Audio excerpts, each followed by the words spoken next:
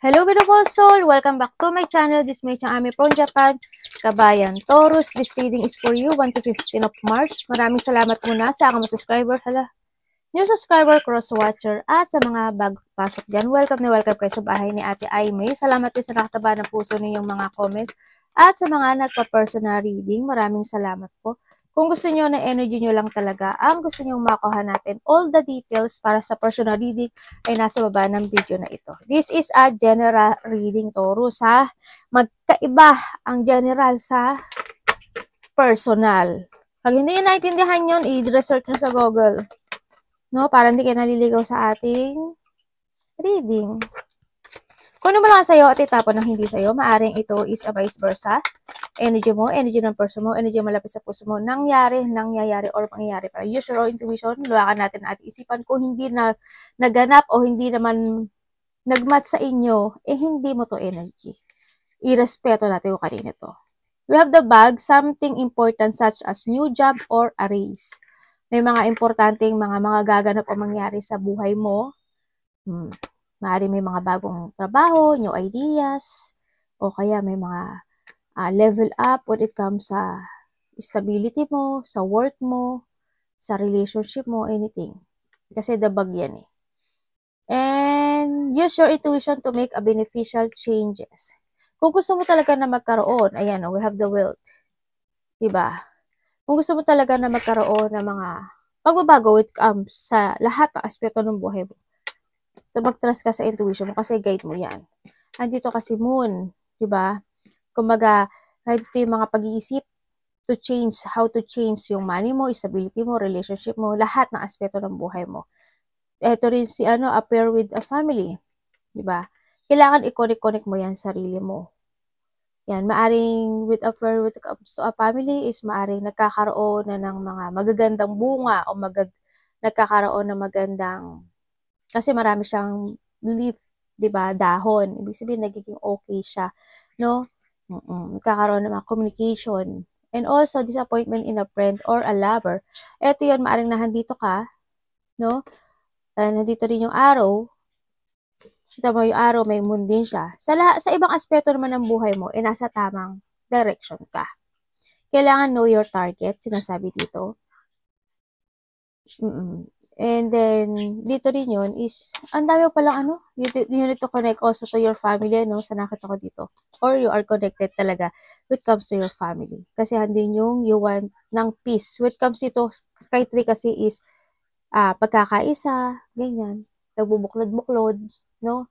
And a bonding also, a growth, ganyan. Pagmamahalan. Sa nakita ko rin dito. And then also, sa ibang aspeto ng buhay mo, okay. And then, may mga iniisip ka, no, na situation, mga disappointment. Maaring also disappointment when it comes to yourself, di ba? Maaring may mga sitwasyon na hindi mo makorek-korek, hindi mo tama-tama, hindi mo matarget kung ano yun. Hindi mo pa siya na-achieve. Mag-trust ka sa intuition mo, no, sa nakita ko dito, para magkaroon ng talagang changes. Ito, changes yan, changes. Kung sa mga aspeto ng buhay mo yan, congratulations dahil may mga iba sa inyo is nasa tamang landas daw kayo at nasa tamang path na maaring may magaganap o mangyaring coin and bag. Tingnan natin ang iyong energy, Taurus energy. Kung gusto mo talagang palawakin pa more yung sarili mo, mag-trust ka sa intuition mo dito, no? 1 to 15 ang energy ni Taurus.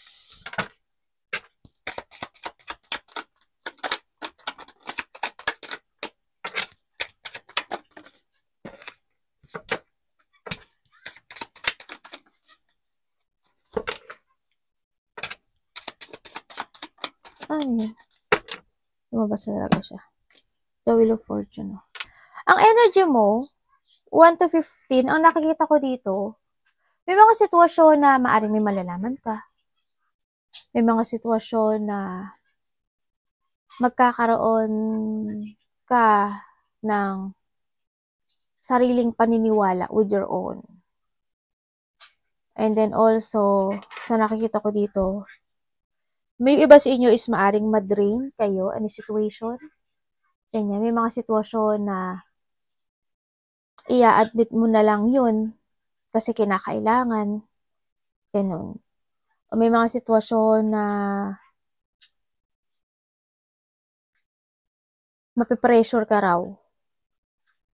Ganun, maaring mapipressure ka when it comes sa mga sa pera mo, sa mga ambition mo, sa mga plano mo, sa goals mo, o sa mga layunin mo sa buhay. Yun ang nakita ko. Kasi, why? Nandito yung mga sitwasyon na may mga gusto kang desisyonan into your life or may mga gusto kang actionan sa buhay mo, pero ang nakikita ko doon is medyo weak yun, no? Kaya nakikita ko hindi ka pa agad makakapag-decide. Maaring na handito talaga si the moon, no? Sa nakita ko to. Pero mag-trust ka sa intuition mo. Mag-trust ka daw sa intuition mo kasi i-guide ka niya. Kung ano sinabi ng intuition mo, yun yun. Hindi gawin mo. Diba? Yun ang nakita ko kasi may mga situation dito na didesisyonan mo na maaring hindi ka agad makapag-desisyon. Parang hindi yung sitwasyon, may mga bagay o sitwasyon na iintindihin mo na lang yun. Ganyan. Iintindihin mo siya kahit na, kumbaga, kinakailangan. May mga gusto kang panindigan sa sarili mo. Pero ipagpapabaliwala mo muna yun. Parang halimbawa, ay gusto kong, halimbawa lang ha, gusto ko na mag-travel. Halimbawa gusto ko mag-travel. Pero andito yung, ay, kulang, may ipon ako, pero yung ipon na yun, pang travel ko sana yun. Pero yung, yung, yung isa sa kakilala ko, kinakailangan niya ng pera. Diba? Ang gagawin ko, imbis na ipag-travel ko, itutulong ko na lang sa kanya o ipapautang ko sa kanya. Diba? Yung mga ganon. Example ko lang yun ha. Parang, okay, sa ambition ko is ikikwit ko muna yun. Uunahin ko muna to. Yung mga ganon. Yung may mga ganong bagay na medyo may mapipressure ka ata or hindi yung situation na makikwit ka sa isang situation mo sa buhay mo. Ganun. Ano ang parating kay Taurus? Dali lang. Nila siya bumaksak eh. Sorry ha. Anong parating kay Taurus?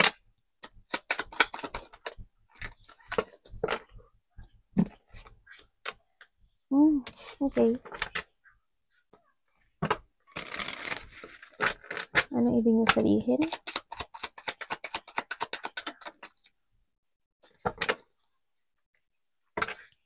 And ano yun?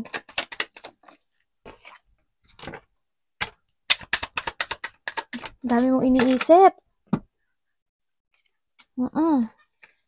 Alam mo ano, ang dami mong iniisip. Related ang family, relationship, ganyan. Diyan nakita ko. More on thinking. Okay, ang parating sa'yo, magkakaroon ng communication. Relate sa family mo ata to. Sa nakita ko dito. Or ikaw makikipag-communicate, no? Ganyan. Or maybe you will receive an information, news, or a message. Ako nakikita dito. Ganon. Mayroong tao na, yung ba dito may malalaman daw kayo katotohanan. Ganyan. May malalaman katotohanan. Ganyan.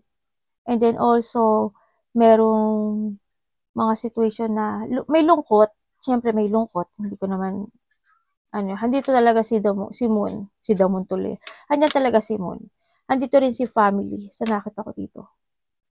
May tao na magko-confess or may sasabihin siya sa'yo. Maring family mo, karelasyon mo, nakakonect to sa'yo. May magko-confess or may magsasalita sa'yo. Baka mag-share siya ng problema niya o kaya nararamdaman niya. Ganyan. And then, ang nakikita ko dito, may mga sadness,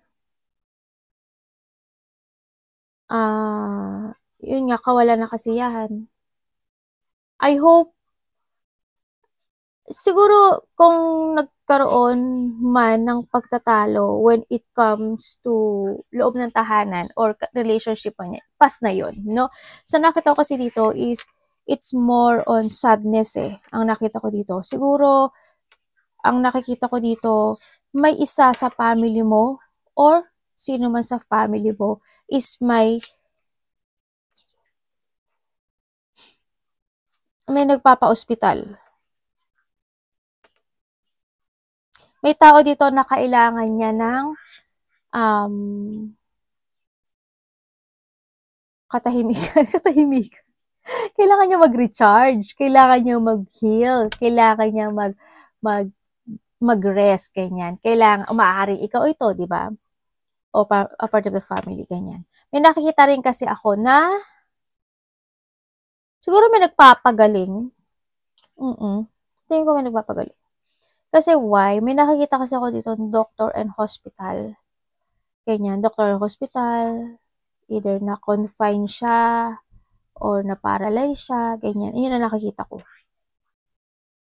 Parang may mga sitwasyon na sa iba sa inyo, may mga sitwasyon na mayayamot kayo, maiinis kayo, may mga dadamdamin kayo o may mga sama ng loob kayo.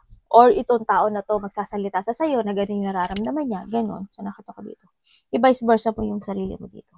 Ano ba itong nasa paa ko? Ay, sa tuhod ko.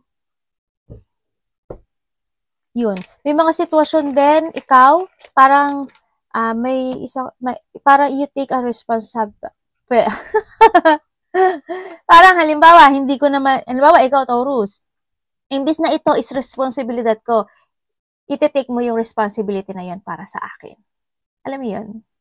Kahit hindi mo irresponsibilidad, aakuin mo yun. Or, for a while, is ikaw ang papasan yun. Ganun.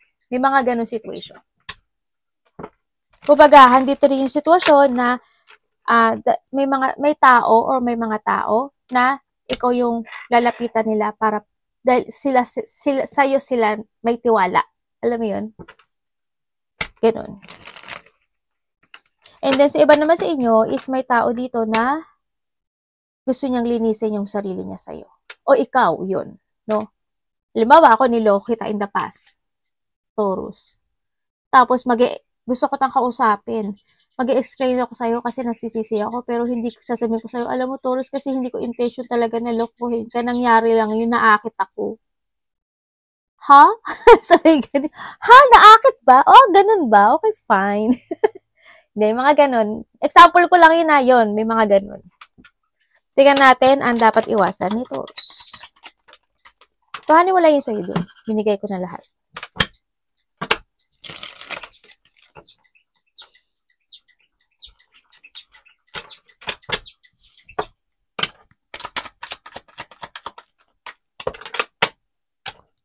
Meron din ako dito nakikita ang tao nagsisisi. Yun. Baka yun. Yung iba sa inyo, ganun. Bakit ganun, ano? Yung mga tao na magsisisi ka, tapos na. Why? Bakit? Diba? Nasaktan mo na ako eh. Nakahil na ako eh, diba? Tapos ngayon, kapababalik ko, kailang okay na ako. Guguluhin mo na naman yung buhay ko. Umuhugot si ate, hindi. Yung ano lang, na ano ko lang yun, na parang, bakit ganun, ano? Pero sabi nga nila kasi nasa huli ang pagsisisi, pero syempre kahit papaano ano alam mo yun choice mo yun 'di ba? Ibig sabihin choice mo nasaktan ako. 'Di ba? Kumbaga, oo naakit ka at first naakit ka, 'di ba? Kumbaga hindi mo nakita hindi mo nakita sa akin yung nakita mo sa kabila. Ba't hindi mo sinabi sa akin? 'Di ba? Bakit kailangan mo panindigan yung kabila? Diba, sabihin mo sa akin, bakit ano yung kulang sa akin at kailangan mo mag-jump dun sa kabila. Diba yung ganun? Ibig sabihin, choice niya yun. Choice niyang puliin yung iba dan sabihin sa'yo yung kakulangan mo, yung wala sa'yo. Diba? Choice niya yun. Hindi, tapos at the end, magre-regret siya.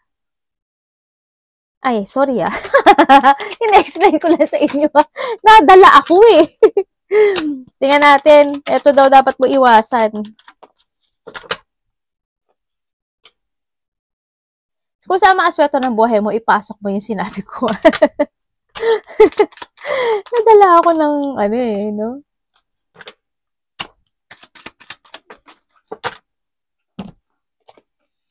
Uy, may 8-8 ka, oh. Tan, tan, tan, tan. Congratulations.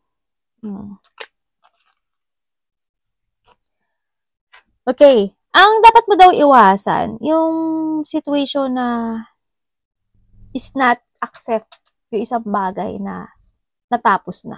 Ganun. You need to accept. And then also, yung acceptance na yun kasi is gawin mo yung ano, yung, halimbawa, may mga naganap na sadness in the past. Tulad ng sinabi ko kanina, diba? Nag-react ako kanina. Diba? Yung mga ganun. You need to accept and kailangan mo ma-accept din yung lesson na yun, no? And then this time, yun yung gawin mong lakas para maging isa kang matatag na tao. And, kumbaga, magkaroon ka na ng rules into your life. You need to, iwasan mo yung sitwasyon na mag-focus sa lungkot, mag-focus na, bakit ganun? Inabandonahan niya ako. Bakit ganun? Wala akong pera. Bakit ganun? May problema ako sa trabaho ko. Bakit ganun yung boss ko? Bakit ganun yung asawa ko? Bakit ganun yung karelasyon ko? Ganun. Iwasan mo yung mag-focus doon at magkaroon ng mga sadness dun sa bagay na yun, na you feeling alone or you feeling wala kang halaga sa mata ng ibang tao o yung o sa karelasyon mo, ganyan. Kung saan mga aspeto ng buhay mo yan. Ibigay mo lang daw yung effort ko, ganyan, maging matatag ka, and then focus sa direction mo in a positive, na sinasabi dito. Kumbaga, you need to be organized or magkaroon ka, o kailangan mo magpasya o magdesisyon na this time na mas more kang maging matatag at mas more mong kontrolin yung destiny mo this time sa nakita ko dito. Kailangan sa'yo is, halimbawa, i-improve mo yung sarili mo, i-improve mo yung finances mo, kung may problema ka sa pera. Kailangan sa'yo is acceptance, kailangan sa'yo is i-end mo yung hardship na nararamdaman mo kasi hindi yun makakatulong sa'yo, di ba? Kailangan yung think more in a positive way. Kailangan dito is you need to recover kung ano saang aspeto ba ng buhay mo yan. And also, ang nakita ko dito is lakas ng loob. Focus and lakas ng loob and confident, no? Sa nakita ko, kailangan may courage ka. Kailangan i-welcome mo yung mga nangyayaring pagbabago into your life. Ganun ang sinasabi dito. Kasi in that way, yung lucky susundan ka. Sila susunod sa'yo. Diba? Ganun. Huwag kang masad. At huwag mong isipin na wala lang pag-asa. Alam mo yun? Teka ka, isip ko pa ako. Anak, dito mate. Baba. Tingnan natin ang iyong love. Love is sa lahat. Love kapatid, anak, magulang, karelasyon.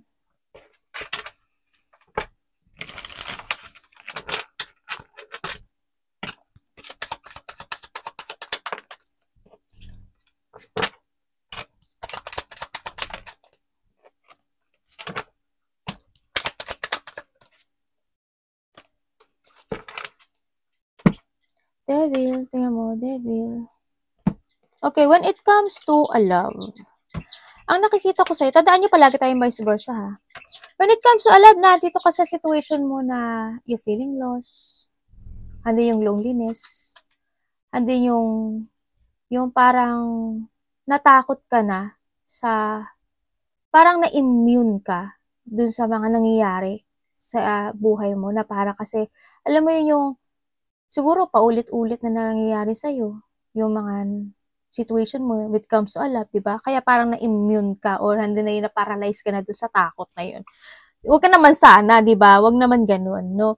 Ang nakita ko dito. And then also, when it comes to a love is, may mga situation na kahit na disconnected na kayo,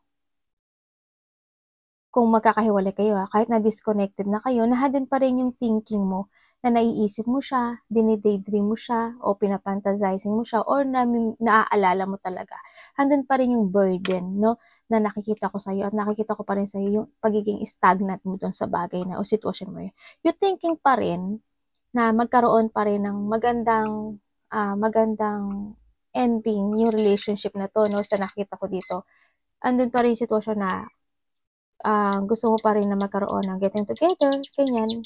Gusto mo pa rin magkaroon ng, yung kumaga maging okay, yung bawat isa, or yung relationship na to, no, sa nakita ko dito. O kaya, handun din naman yung sitwasyon na you're thinking from a past situation na, ay, dati masaya kami, palagi kami umaalis, palagi kami may bonding, ganyan. Kahit na minsan toxic siya, kahit na minsan, medyo masama yung ugali niya, nagiging okay naman kami. May mga ganun kang situation, no, sa nakita ko dito. And then pa rin yung sitwasyon na tinitimbang mo pa rin yung parang naninimbang ka pa rin. Alam mo yun? Tinitimbang mo pa rin. Halimbawa, may karelasyon ka na ngayon. Diba? Yung the past and the current situation mo is tinitimbang mo siya. O halimbawa, may gago ka nakilala ngayon. Diba? Yung the past, saka yung ngayon, tinitimbang mo kung ano yung different nila. Yung mga ganun. Ini-evaluate mo yung mga situation, no, sa nakita ko dito. Kaya, yung iba sa inyo, siguro, you withdraw it, pero you still remember, na maaalala mo pa rin siya. O naaalala mo yung mga past relationship mo, ganun. Sa nakita ko dito. Or vice versa tayo, no? Someone is thinking. Handito rin yung someone is thinking na gusto niya ng union sa'yo or getting together. Ganun sa nakita ko dito. May taong disconnected na sa'yo. Naiisip ka lang niya, pero gano'n nakita, naiisip ka niya.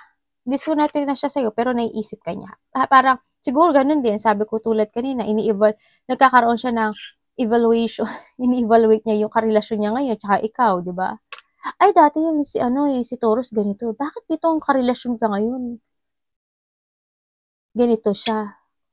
Ay, yung kay Taurus, merong ganito Pero yung karelasyon ko ngayon, wala sa kanya to. Yung parang nagkakaroon ng gano'n. Or maari ikaw is gano'n din. Yun. Pero yung nakikita ko dito, this relationship is a toxic. No? Sa nakita ko dito. Hindi toxic siya. Maaring isa sa inyo is naging sakim o may kasakiman. Karelasyon mo ba siya ngayon or tapas na yan o ano man yan. Tingnan natin ang iyong money, Taurus.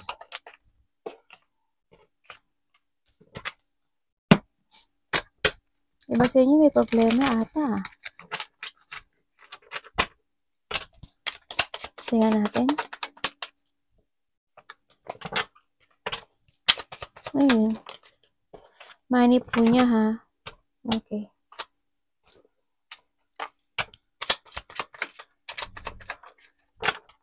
Parang yung pera mo, sa iba mo ibinibigay.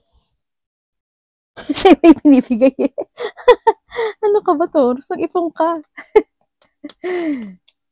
Bahala ka sa future mo. Ikaw di mahihirapan. Diba?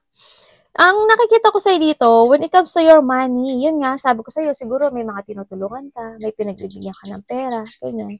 Tinutulong mo sa family mo, sa karelasyon mo, sa friend mo, ganyan. When it comes to your pera,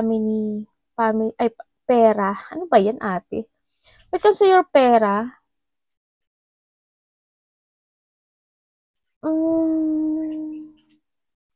organize ka naman sa nakikita ko sa'yo, fina-value mo naman. Kaso bina-value mo siya pero sa iba na pupunta. Okay lang naman yun. Pero magtira ka naman sa sarili mo, ha? Oo, hindi naman lahat you need to value it. Sa nakita ko dito. You need to think to the future. Ang pinaka-the best, no? Okay lang naman yun, pero magtira ka para sa'yo. Kailangan mo din naman ng the full, no? Kung may mga kinakailangan na i-let go mo, ganyan i-let go mo, you need to be wiser, more and strong dun sa iyong mga policy, sa iyong mga decision, sa iyong mga sa iyong mga ano ba tawag yun? Didesisyonan. Sinabi ko na rin pala yun. Yun. Kailangan sa'yo is, you need to learn from the past. Diba? you need to think to the future. This is a time to awaken kasi, no? Kumbaga, pahalagahan mo din naman yung sarili mo. Kasi at the end, ikaw din yung magsisisi, di ba? Kasi may isip mo, ba't hindi ako nakapag-ipon, di ba? Ganun, mag-save ka ng money. Pero nasa sa'yo yun. You need to keep fighting dito. Kailangan, tandaan mo, you need to control your money. No? In a way na makakarating siya in the future. Kasi, darating yung time. Ikaw din naman problema at the end. Kailangan, start a new beginning. Tingnan natin ang advice sa'yo, Taurus. Huwag lang yung porket meron ka ngayon, hindi mo naisip yung future. Paano kung wala ka ng trabaho? Paano kung may mga maganap o nangyari? Ano bubunutin mo? Yung mga tinutulungan mo ba, pagka wala ka na, mare-return ba nila sa iyo? Alam ko naman na hindi ka humihingi ng return. Pero isipin mo yung future mo kasi walang tutulong sa sarili natin, kundi tayo rin at the end. Diba? Kasi alam mo naman, diba? Alam nyo naman yun eh. Ang tao, kailangan tayo ng mga tao kasi may nakukuha sila sa atin. May naihita sila sa atin. Diba? Ganun lang naman kasi ang tao eh. Use. Ganun lang. Pero pag wala ka ng use sa kanila, tatalikuran kanila. Tandaan mo, tayo ang tatayo. Tayo ang magmamanage ang sarili natin. Tayo ang tatayo sa sarili natin, mga pa. At the end, walang tutulong sa atin, kundi ang sarili natin ang tutulungan natin. Tama, nanermon pa ako. Sorry ha. Sinasabi ko lang naman yung reality. Diba? Alam ko naman na alam nyo yun, kaya lang minsan nakakalimot kayo. Diba? Tapos at the end, magsisisi kayo. Diba? Choices niyo yun.